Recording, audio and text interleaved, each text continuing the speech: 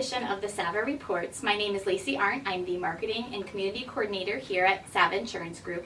And joining me today is Jeffrey Lane. He is the Senior Operations Manager at ServiceMaster, and he's also a veteran of the Navy. So today we're going to ask Jeff some questions about his time in the service, and we're going to follow that with some proper flag etiquette. So welcome. Thanks for joining us today. Glad to be here. Were you awarded any medals? The same one anybody else who served in Desert Storm. We call it the McDonald's ribbon. It's actually a national defense ribbon, and expert marksman for pistol and rifle. Okay, great. Was the unit awarded any citations while you were in it? We were awarded the Battle E, which is the Battle Excellence Award for whatever submarine group you're attached to, and that was for our operational readiness. Okay. Wow. So, what's the worst chow you were served while you were in the service? It's Navy. An acronym is SOS. Okay. And it stands for something on a shingle. It's chip beef on toast with gravy. Sounds good. There are guys that like it, and guys like me that don't. All right. So, in that same token, what about the best chow you were served? Submarine Navy has the best food in the military because of the living conditions. That's the one thing that the military really does well for its submariners. So we would have surf and turf, lobster tails and steak. Nice. Anytime we're doing a long deployment, they'd treat us to stuff like that. We usually have pretty fresh food. Okay. And where were you stationed? I was stationed in Groton, San Diego, and I did boot camp in Great Lakes. What about maybe the guy in your group and during your boot camp that was the biggest screw up? Do you remember who that was? Mosier, yeah, no doubt. Yeah, and some of the things he did? He just, he couldn't pay attention long enough to follow the most basic directions, so we did a lot of push-ups with his name at the end of it. In boot camp, when somebody screws up, the entire barracks pays. Your entire company is going to pay for the mistakes of your weakest link. So, and then peer pressure usually gets those guys locked on, but he was shoes untied constantly, his gig line not straight, shirt tail hanging out, uniform appearance. Things that he could fix. Yeah, I forgot to show you. Okay. Yeah, That's funny. So when you were out on missions and different things, what was the first thing you wanted to do when you got home? See my family. I like it or not, some of us are homeboys, and some of them just, we just missed our mom, because when I was on the boat, I was 20 years old, fairly fresh out of high school and the Navy schools, and I was a local guy. So I grew up local to the base that I was stationed at. So I just wanted to see my mom and my brothers and my dad, and hang out with family, and then go out with friends. Good. So would you do it all over again if you had the chance? In a heartbeat, yeah. Yeah, it's tough. It's a tough life, but the rewards and the camaraderie and the relationships that you build through it, when people are around you and you go through a common struggle together, you really form a bond that people who don't go through that, I don't know that they'll understand. I'm sure there's other things that will provide that, but the military really does provide lifelong relationships and a community. Definitely.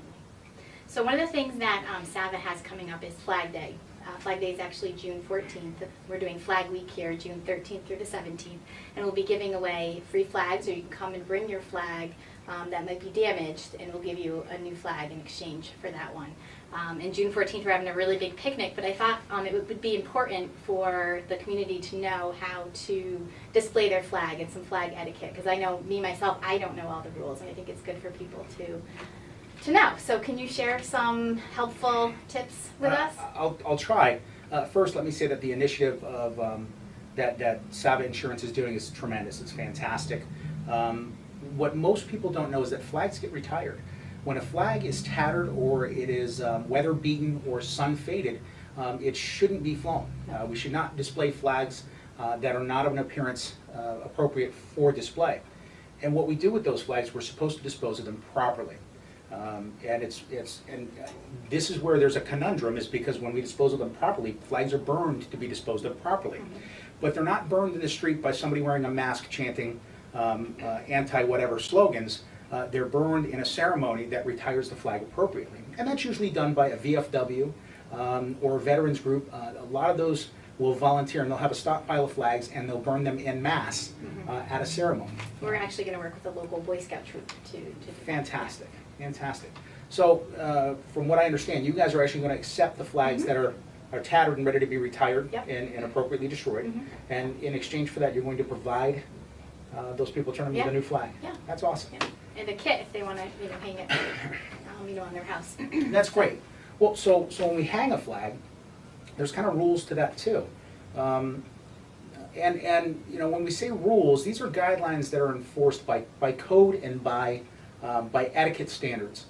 If you fly a flag incorrectly, nobody's going to come to your house in a black SUV with the dark sunglasses and a black suit saying, "Come with me." It's really not the way that happens. However, we live in a world where we're certainly more conscious of offending people, and if we're going to do that, we should probably treat the flag with the same respect so that we don't offend the people that hold it in reverence. So with respect to that, when we fly a flag, if it's displayed on a wall where it's not going to be flown in the air, the stars and stripes should always be on the upper left. No matter whether we fly the red and white horizontally or vertically, the stars and stripes go on the upper left. Okay? Simple rules, and this is something that, because we see kids in parades and things like that, the flag should never touch the ground, not for any reason. Shouldn't be dragged, shouldn't be dipped below another flag. So when we fly flags with other flags, like the Connecticut flag, the American, if it's flown on a single pole, the American flag is always on the top. If we have 3 or 4 poles, the American flag is always a bit higher than the other flags. We never fly another flag higher than the American flag. Parades. When the flag passes by in parades, it's customary and expected that you stand and salute.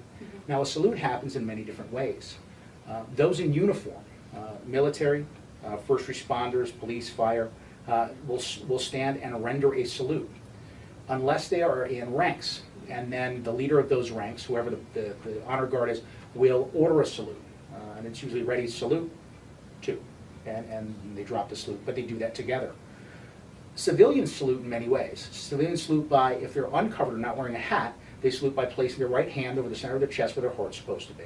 If they are wearing a cap, they remove the cap and place the cap over their left shoulder, holding it in the right hand. One of the biggest things that we see is that when we honor the flag through the national anthem, at sporting events especially, and this is something where I have a bit of a tough time controlling my urge to correct vocally, is that when the national anthem is playing, stop, stand still, face the flag. If you can't bring yourself to cover your heart with your hand, at least respect everybody else. Stop talking and stop moving. That's a solemn moment, as is when the flag passes by in parades. It's a solemn moment. We should stop what we're doing and simply honor the flag. Yeah, out of respect. Absolutely. Definitely. Yeah, definitely. All right. Any more tips, or is that? No. I think I've been on my soapbox long enough. Well, thank you. I appreciate you sharing that with us. We appreciate you coming here and sharing your stories with us.